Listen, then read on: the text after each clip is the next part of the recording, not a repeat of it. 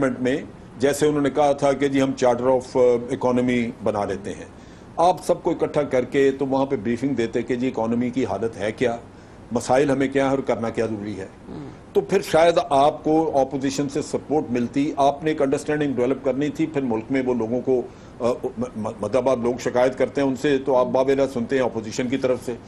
Opposition on board रखने से आप मुल्क में बड़े पैमाने पे इस्लाहत कर सकते थे। अच्छा। और ये इसलिए उनके लिए भी फायदा मंद होता है कि कल इनकी हुकूमत जाती है तो अगली हुकूमत आएगी, उसको भी फायदा होगा उस चीज का। तो ये एक कौमी मसला था जिसके ऊपर सबको इकट्ठा होना चाहिए था। ये किसी एक पार्टी का मसला नहीं है कि सिर्फ पीटीआई का था, ये मसला है कौम का। और ना ही ये इकोनॉमी आप 1-2-4 साल में ठीक करके जाएंगे, ये अगले लोग आएंगे वो भी कंटिन्यू करेंगे। तो ये जरूरी था कि आप पहले से एक कंसेंसस ऐसा डेवलप करते ताकि उसमें कंटिन्यूटी रहती कि कल किसी और की गवर्नमेंट आती है तो वो मैयत सारे लेके चलता, या 8-10 साल में इकोनॉमी आपकी कर्जों से बाहर आती।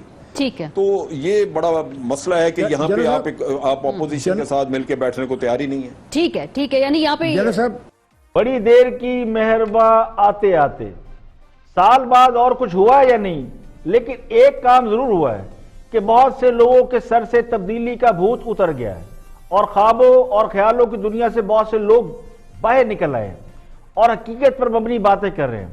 कल तक जो लोग तुन के रखोगे नारे पर यकीन रखते थे, आज उन्हें भी समझ आ गई है कि अपोजिशन को भी साथ लेकर चलना पड़ता है।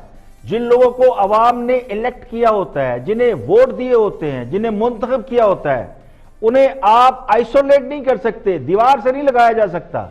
यही बात तो हम पहले दिन से वज़ीर-ए-आज़म जनाब इमरान खान साहब की खिदमत में अर्ज करते आ रहे हैं कि अपोजिशन और हुकूमत दो पहिए होते हैं, जिसे पार्लियामेंट और जमहूरियत की गाड़ी चलती है। सिर्फ एक पहिए पर ना जमहूरियत चलती है ना हुकूमत चल सकती है, एक पहिए पर सिर्फ आमरीत चलती है। एहतसाब के नाम पर अपोजिशन के साथ जो सलूक हुआ, जरा उस पर गौर कर लें कि क्या उससे फायदा हुआ या नुकसान हुआ है। तो नुकसान हुआ है क्योंकि मुल्क में सियासी इस्तेहकाम नहीं आ सका। इस एक साल में हमने इकोनॉमी बहुत लॉस की है। अगर तो मुल्क में सियासी इस्तेहकाम आ जाता, बेयकीनी और बदएतमादी ना फैलती, तो आज सारे कारोबार चलते होते। लेकिन अगर आज किसी को इस बात का एहसास हो गया तो मेरी नजर में ये बड़ी अच्छी बात है। अगर ये भी सोच लिया जाए कि जो होना था हो चुका, यानी एक साल में हमने जो करना था वो कर लिया, एहतसाब के नाम पे जिनको पकड़ना था पकड़ लिया, उनके केस इदारों में चलने चाहिए। लेकिन अब एक साल बाद तो ये सोच ले कि हमें जो अगला साल गुजारना है उसमें पॉलिटिकल स्टेबिलिटी लानी है। अपोजिशन हुकूमत, अपोजिशन में जो लोग खराब है, जिनके खिलाफ केस है, उनकी बात नहीं हो रही, लेकिन सारी अपोजिशन तो ऐसी नहीं है, इलेक्टेड मेंबर है।